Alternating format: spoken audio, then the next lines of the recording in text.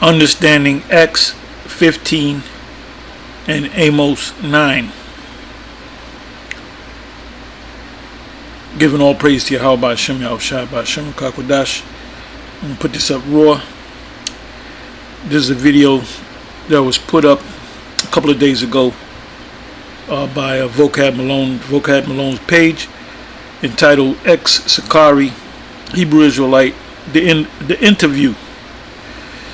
And at the 1 hour 14 minute and 56 second mark of a 1 hour 35 minute 20 second video, they start speaking on the Acts 15 chapter, where James quotes Amos, the 9th chapter. And well, he doesn't actually quote it. He partially quotes it because he leaves out the Edomites. And I said many years ago that James went off, and I stand by that, because he quoted that prophecy in Amos 9 as if it was fulfilled that day. You know, when you go to Acts 10 chapter, Acts 11 chapter, it speaks about Cornelius and the Gentiles coming into the fold. And James says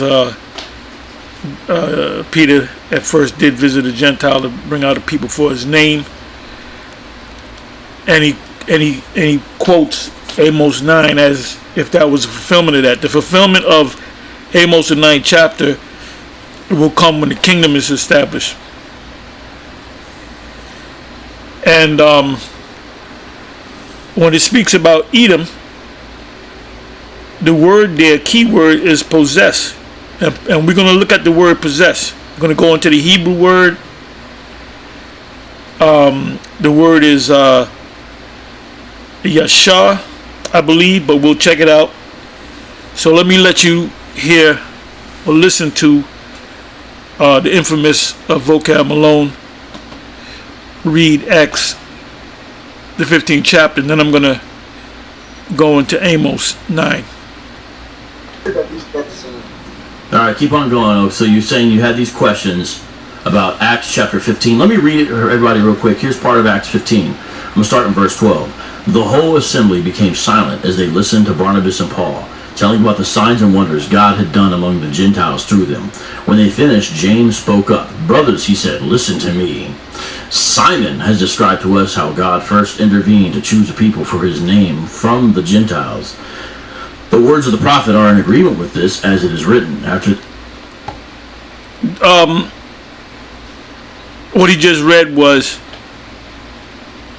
he mentioned Simon, which was Peter, did visit the Gentiles, which was Cornelius. Cornelius is, or was and is, an Israelite, but he was labeled as a Gentile. So when the gospel was open to the Gentiles, the gospel was actually open to the Israelite foreigners. For this I will return and rebuild David's fallen tent. Its ruins I will rebuild and I will restore it. And that's going to happen in the kingdom.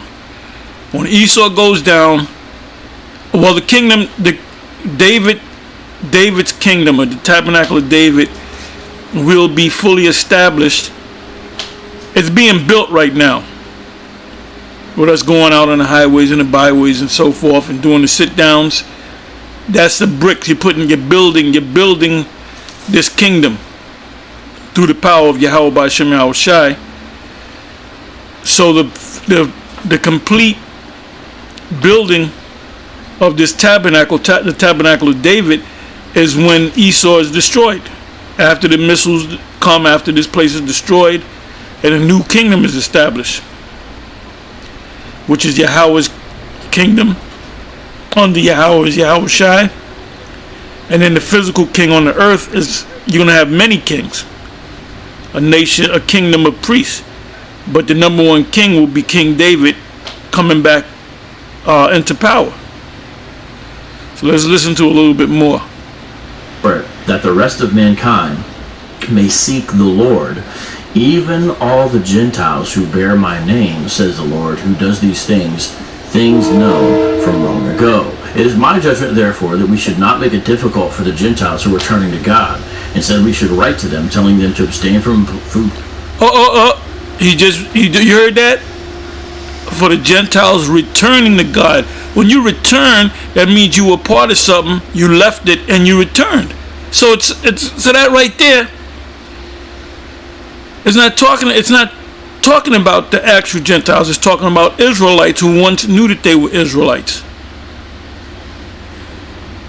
Polluted by idols, food polluted by idols, from sexual immorality, from the meat of strangled animals, and from blood. For the law of Moses has been preached in every city from the earliest times and is read in the synagogues on every Sabbath. So you specifically had a question about verse 17, correct? Yes. Okay. Yeah, and when I asked about the question, Deacon Hakkad tells me that, so I finally get to it. He says, well, James went off. We said this years ago. So he goes and makes a statement, say James went off, we said this years ago. So when I go and I say, well, hold on, man, you're going to have to demonstrate and substantiate to me. Because at this point, man, I'm not listening. I mean, I'm in the camp, but I'm like, hold on, bro. We can go live if you want to now, because you got to tell me, show me how James didn't know what he was talking about, how he went off. You know? James didn't mention Edom. James didn't mention Edom, so that wasn't an exact quote from Amos 9. He never explained it to me. He never gave any breakdown until I actually left the camp and I challenged him live. I got like 3 videos with him challenging him live about it.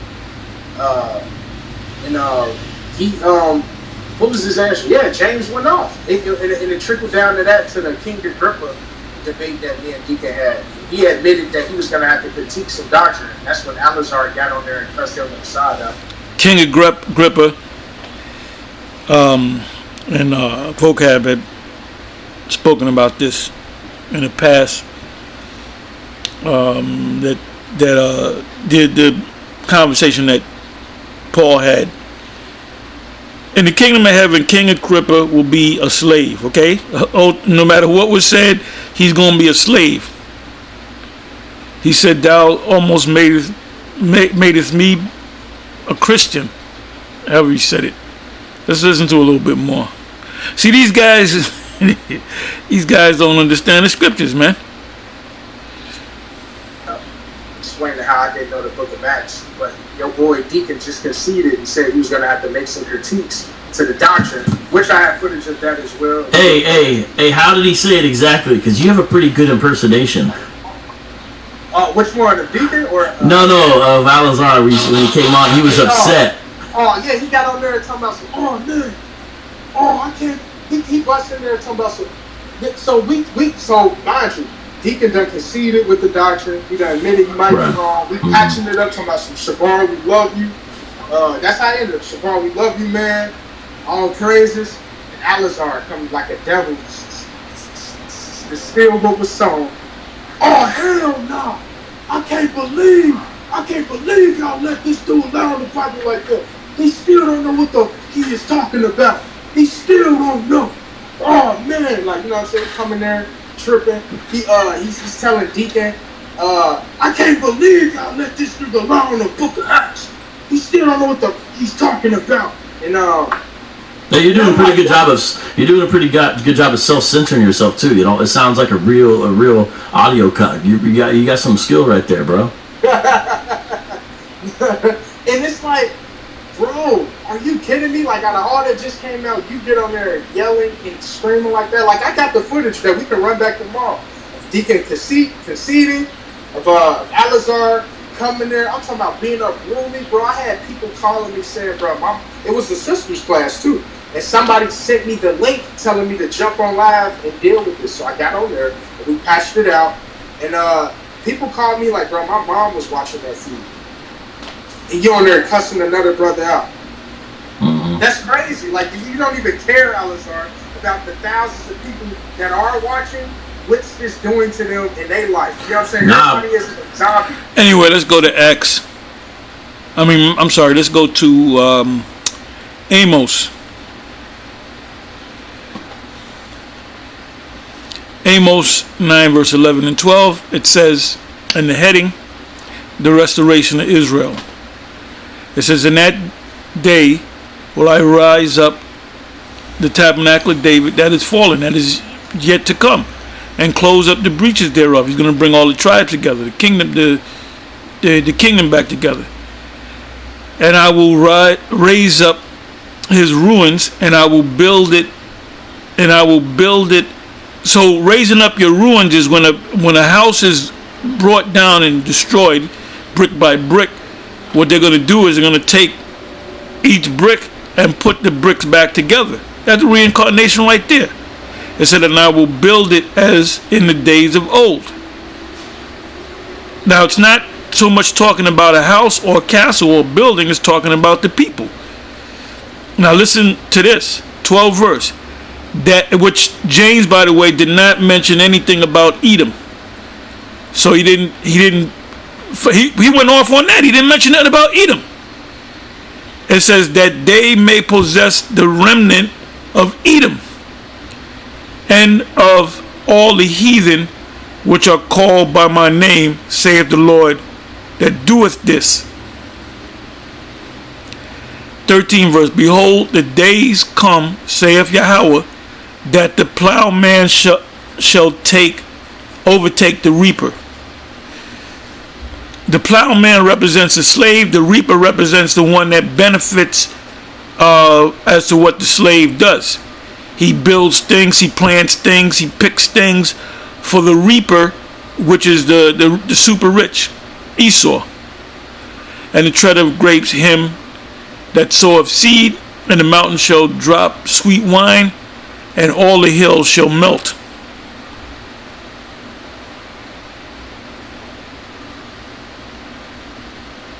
Read the 14th verse. And I will bring again the captivity of my people Israel. In other words, he's going to take them out of captivity, and they shall build the waste cities. That's in the kingdom. And we're going to have slaves doing that. And inhabit them. So the kingdom is going to be on earth. And they shall plant vineyards and drink the wine thereof. So we're going to drink wine, eat food, enjoy ourselves, and we're going to have slaves. They shall also make gardens and eat the fruit of them. And I will plant them, the Israelites, upon their land, and they shall no more be pulled up out of their land. We're not going to go into slavery. No, like the Assyrians took down the northern kingdom of Israel. The Babylonians took down the southern kingdom, the kingdom of Judah.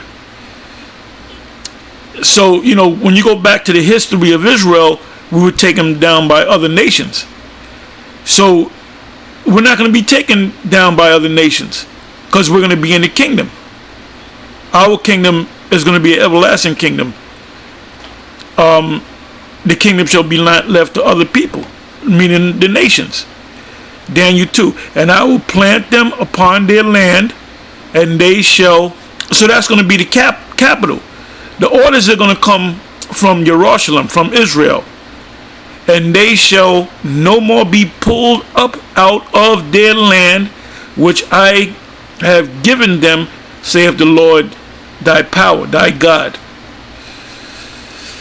Okay? So now let's come back to the 12th verse. That they may possess the remnant of Edom. And Edom represents the land first and foremost, and then it represents the people, the Edomites. And of all heathens, lands, and the people which are called by my name, saith the Lord, that doeth this. Key word, Amos 9 verse 12. That they may possess the remnant, the remaining of Edom. Let's look up the word possess.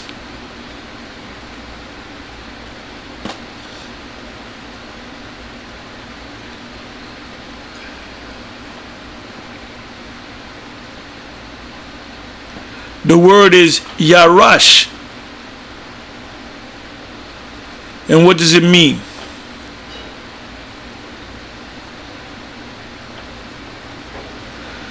To seize, disposes, take possession of, inherit, disinherit. Yeah, because Esau is going to disinherit the land. We're going to take that land from him. Occupy, impoverish, be an heir. To take possession of. Doesn't sound like a blessing to me. To inherit, to impoverish, come to poverty, be poor. Who's going to come to poverty and who's going to be poor? The Edomites and the other nations. Mainly Esau.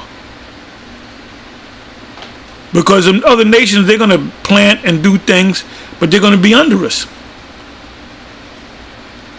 To be dispossessed, be impoverished, come to poverty, to devour. They're going to get devoured. Isaiah 11 comes to mind.